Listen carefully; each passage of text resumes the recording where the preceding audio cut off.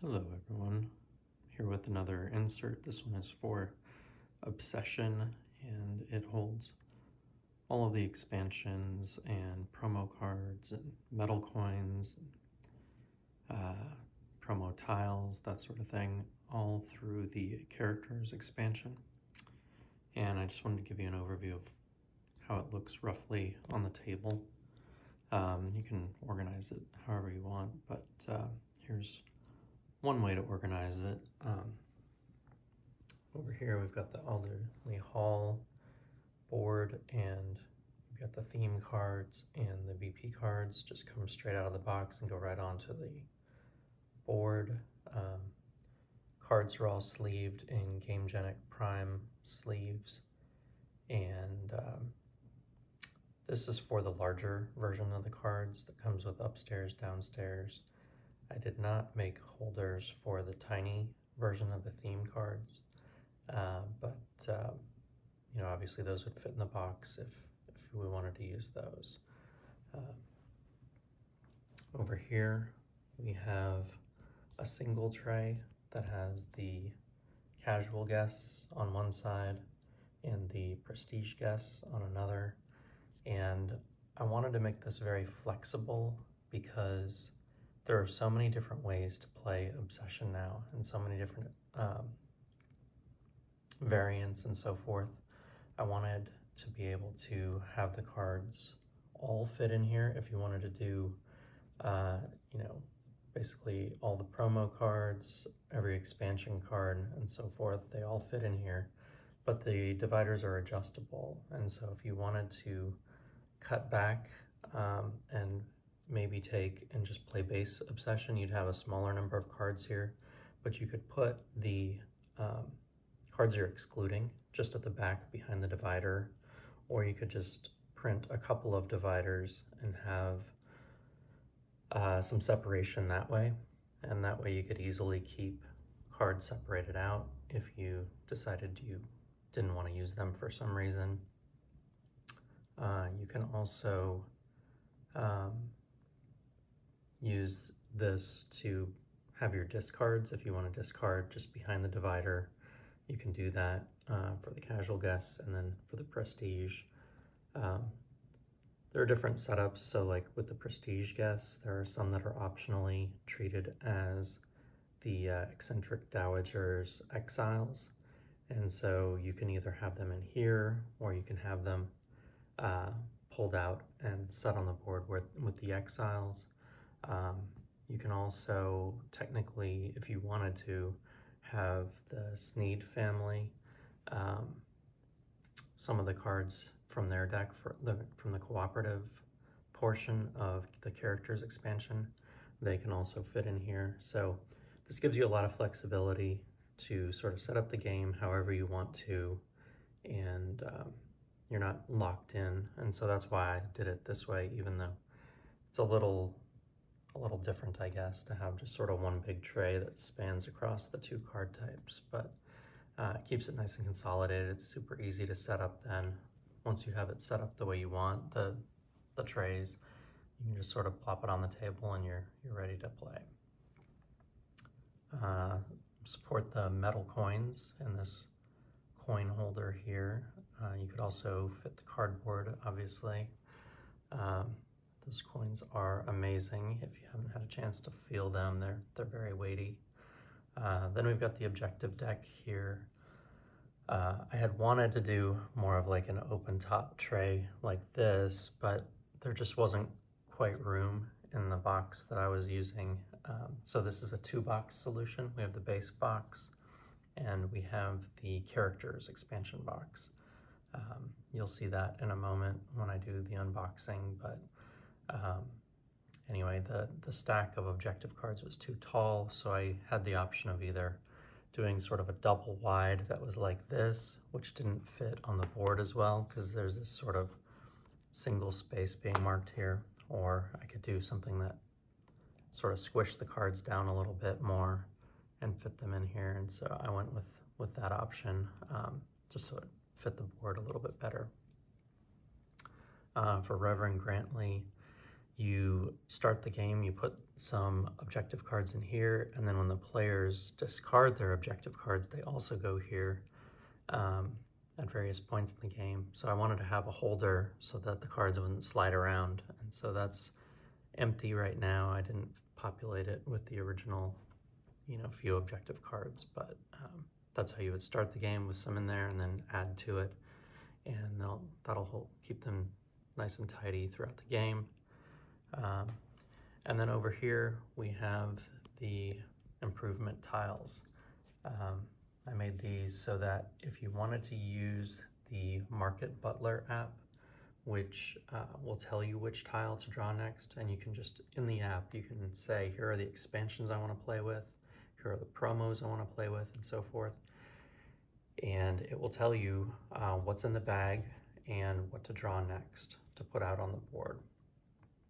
And it works really well. So these tile holders are designed so you can easily find whatever you need. So you can easily get out the tiles from these slots here, and you can organize them however you want. I wanted to give you a lot of flexibility in how you organize these. So the way these are organized, they're just right now organized by color of tile. The blue tiles, the service tiles take up sort of 3 slots, whereas everything else takes up just 2. And then I have the monuments, both the low value and high value, all in one spot. And when you're using the Market Butler app, it will ask you which version of the monuments do you want to use. So it's easy enough to find what you need, just like this, even if these aren't further organized. But if you wanted to, you could organize them further by prestige level or by tile sorting number, however you want to organize them. I think it's just easy enough to find them, especially as the game goes on and there become fewer and fewer tiles. It's just, to me, not worth the effort to organize them all by tile sorting number. It's just easy enough to find them once they're sorted by type. But anyway, there's lots of options there. The big bag that holds these is also in the box. You'll see that in a moment. So if you want, you can take all of these and just dump them straight into your bag, or select which tiles you like and keep them separated from the others. So maybe you don't like using the Market Butler app and you don't want to use the promo tiles all the time. You can separate those out, put them in their own slots, and then it's easy for you to, create your bag later. Just throw everything else in the bag. However you want to do it, this gives you a lot of flexibility, and that was the goal with this. There's just so many game modes now that you can play through the variant catalog, and with keeping certain things in or not, I just wanted to make sure that it was easy to find and access everything. So as you can see, if you wanted to set this up as a 4-player game, you could do that. You can also, next to these, you can put the separate country estate improvement boards. So these things here, however you want to do it. Obviously, Obsession plays more than 4 now. I'm just showing what it looks like if you were to set up close to a 4-player game here. All right, I'm going to take you to the unboxing portion now. Okay, here we are for the unboxing. We have 2 boxes. We've got the main box. This one I'm showing you is the 2.1 edition, although it should work with all of them that are the thicker version that has the family boxes. I think the very first version of this was in a smaller box. It would not work for the smaller box version. And we also have the characters expansion box as well. So it's a 2-box solution with this smaller extra box here. I'll show you the characters in a bit. For now, if you want, I will flip this over, give it a little shake, flip it all around. You can see what it looks like. Once we get inside of it, it's gonna move a few things around, but nothing gets out of its spot. So on top we have all of these rule books, characters, variant catalog, co-op, Wessex.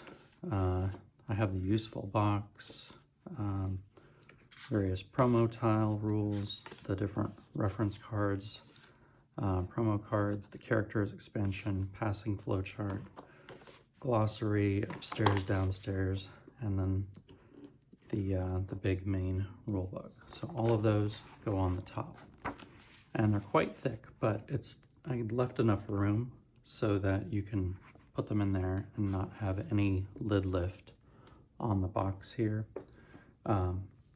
And one thing I was trying to make sure of, and I don't know how thick it will be, but there's a consolidated rule book that Dan is working on, Dan Halligan, the designer and publisher of the game. I wanted to make sure there was enough room in the box so that hopefully the consolidated rule book can just take the place of all these and you won't have to reprint much. One of the things that I did to help try to ensure that that happens is a lot of times people, when they make consolidated rule books, they have spiral binding down the left side. So what I did here is I made sure that there was room all the way along the left side so that if I wanted to put a recess in these couple of trays here that run along the side, so that the spiral binding can lay down flat and sort of drop down, and then the rest of it can lay flat across here for the book, I could do that. So I did that in a couple of my other inserts. One for Robinson Crusoe, there's the Book of Adventures, has a spiral binding, and I left a recess, and it works pretty well. So anyway, that's the idea here of why there's nothing along this slot here on the left. Hopefully, we'll see. I don't know if it'll be spiral bound or not, but if it is, it should be easy to make that fit in here. Finger holes all over the place, as usual. You got your main game board. This is the version of the game board that has the sideboard already built into it. I do not think if you have the separate sideboard, I don't think the separate sideboard's going to fit, at least not without some lid lift. You might be able to fit it on top with the rule books and it wouldn't have much, if any, lift, but the way I have this configured, that sideboard is not in the box. So just a heads up there. So you've got the main game board. Next, you've got the Aldersley Hall boards for solo or tableau version, and then your regular and extended round tracks. On these, we've got the servant trays beneath, organizing the servants by type, and we have one tray has base plus upstairs, downstairs, if you want to play with that, and then one tray has the characters for the characters expansion. I don't know if this will hold also the meeple source. Meeples, I think it probably will for everything, except for maybe, I had read the Dowager's carriage was much bigger. Anyway, if someone has those and lets me know their dimensions, there's some extra room. Like I had read that they are slightly taller maybe, but also slightly narrower than the meeples that come with the game. So if that's the case, I think they probably will all fit, except I might need to make a couple of adjustments here. But anyway, it holds the ones that come with the game for sure. And you can see, and what I did is, because there's so many different boards of different shapes, you got the player boards and the sideboard, and then you got these at a different shape, and then you got the main board having yet another shape. All of these, there are recesses. There's little ridges here and a little bit of a recess, couple of them actually, so that if you look at it from the side, which I don't know if I can show you this fully, but But there's a drop down here with a little ridge, and then another right here, and that's just so that it will hold the various boards in place properly. So if we take out these trays with the servants, and so these are setup trays. You'll get what you need. You get the number of servants based on player count and put them on the board. And then these go back in the box. So I'm trying to keep any of this sort of wonkiness when it comes to sort of odd shapes and the sort of these ledges and ridges only on setup trays. I try to keep the trays that go on the in-game trays that go on the table when you're playing pretty clean and not have these sort of wonky shapes. So those are your servant boards there. You can get the remaining boards here out. So here is where we have our sideboard for the characters expansion. We've got all of the family boards here as well. And then we've got the co-op Sneed family board. Those all go on top of the family boxes here.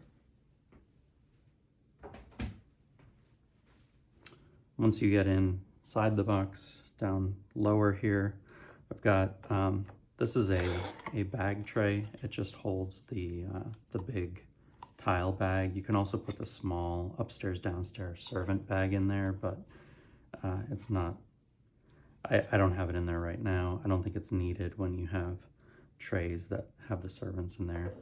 I align these holes to make it easier to just grab the tile sorting trays. There's 2 of those that are in here, so you can get them out without needing to take the bag tray out.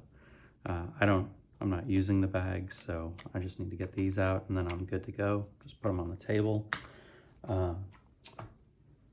Then you've got your big card holder that I showed earlier with your casual guests on one side and prestige on the other. Fully sleeved Gamegenic Prime sleeves, premium sleeves, and you can make whatever adjustments you want to, depending on how you like to play the game. And then we have the family boxes. I decided to do, I had a much more complicated design for inside these and ended up figuring out that just less is more. You'll see what I mean in a second, but there are lots of cards that now go in these family boxes. So you've got your 4 family members, 5 with the Asquith family, but then you also have your distinguished family members, which add another 4 or 5 cards, depending on the house. And then you now have, I think it's 6 player aid cards. So the cards themselves, when you have them in premium sleeves, they take up quite a lot of room. Now this looks a little bit messy, and it is, but I'm gonna move this out of the way and just show you how the family box works. Every family can hold everything they need. Like the Ponsonbys, their bonus is 300 pounds. So I've put that in the box. For some, you have extra servants. Those all fit in here in the boxes as well. So the main thing that you really just need to make this all work is something that will squish the cards down a little bit and make them a little thinner when they're sleeved. So I just, for each family, you just print one of these card holders. For Asquith, they have actually some extra cards with the Dowager. So you end up with, you print 5 of these for the 5 of the houses and then 1 that's a little bit wider for the Asquith family. But then you put your regular family and distinguished family members in there. And then you've got your 6 reference cards, milestone symbols, second chance servants, upstairs, downstairs servants, base game servant icons, general card icons, and the seasonal flowchart from the 2nd edition there. Although, depending on how you're playing, you may want to use the characters expansion flowchart. And then these just pop in here. They go on the bottom. Then you've got your tiles. These will accommodate when you have one of the families, I think it's Wessex, has 2 extra tiles and there's room, you would put 2 more on top of one of these. There's enough height in the box to accommodate that. So you pop those on there, and then you just sort of line the tokens at an angle on this side here, put your money there, and then you can just drop in all the servants, and there's room. They can go on their sides or whatever, it doesn't really matter. And then you close it up. So kind of less is more maybe there. I had several prototypes of other things that were more complicated, but they just didn't work as well, I didn't think. They were kind of overkill. And then we have the characters box. And flip that over, shake it all up. And here we go. Open that. You'll see immediately we have the country estate improvements. They fit in their sort of own little slot here. Then we have a Sneed co-op tray that has their die and these various, the markers and their fiery sermon cards, and then their family cards. So like I said though, if you wanted to put these in with the others and their prestige guests and just have them in the main game, you can certainly do that. Then we've got below that, we've got our money tray, and then the objective deck. We've got our theme cards here. This is that extra tray for the Reverend Grantley's objectives that goes on the sideboard there for characters. We've got our VP card tray. I'll talk to you about this in a second. We've got our labeled trays for solo and milestones here. We have a tray for if you're playing competitive. You've got your starter guests. You've got the exiles for the Dowager module and characters, and then you've got your Fairchilds, as well as a couple of the reference tiles are not specific to each family, or there's only one of each of these. This was from the Useful box. It describes the business room and the alternate west terrace. Then you got your pony and trap tile. I just put that with the Fairchilds with characters. You get the powered up Charles version as well. Those all fit in that last slot. For the Dowager's exiles, you can choose if you want to. There's 4 that are specific to being her exiles, and they're labeled as exiles on the cards. There are 4 others that they say are optional that you can include from upstairs, downstairs, and they fit in this slot as well if you want them to. So here we have people with exile on their card, and then these are the 4 optional that I just stored here as well. But because of the way that tray with the prestige guests, and the 3 are prestige, 1 is casual, you can also just pop them into those larger trays, or that one big larger tray that I showed you earlier, if that's how you prefer to store them. So there you go. Then we got a little setup tray here. It's got the die, the round tracker marker, first player marker, a couple of additional tokens that are used in various game modes, and yeah, there you go. So then we have this. This is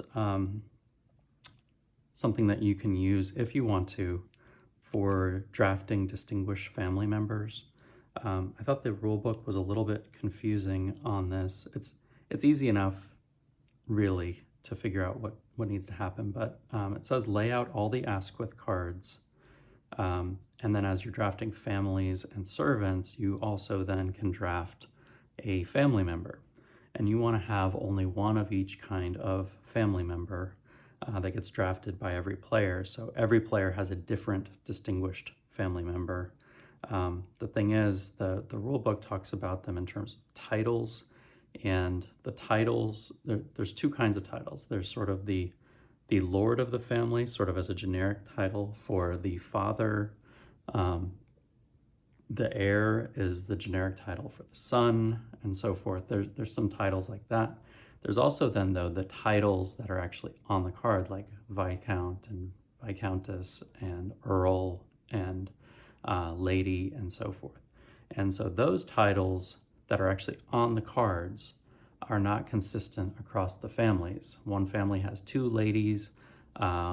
One family, the Viscount, well, a couple families, the Viscount is the son, but in one of the families, the Viscount is actually the father.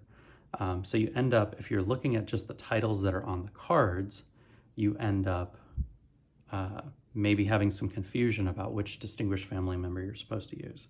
Also, it requires digging into the Asquith box, getting all of the regular Asquith family cards out.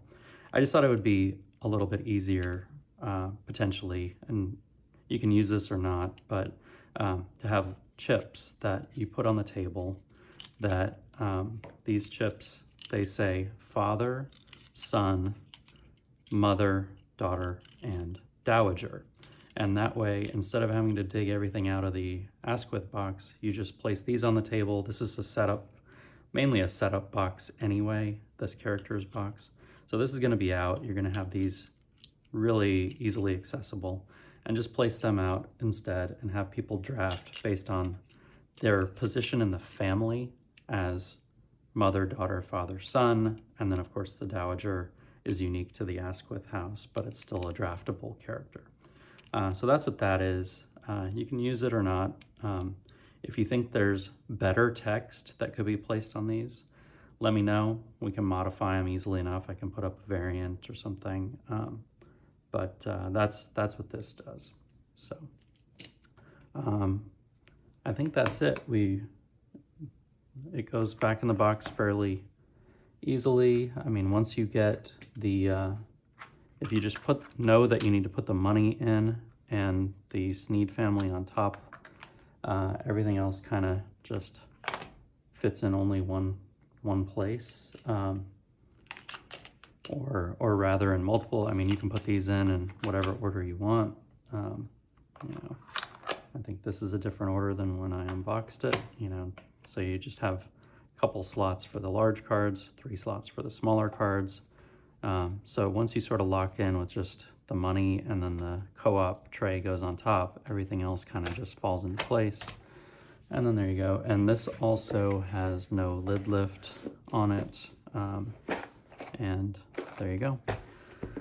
So that's everything. If you have any questions, by all means, let me know. Hope you enjoy it.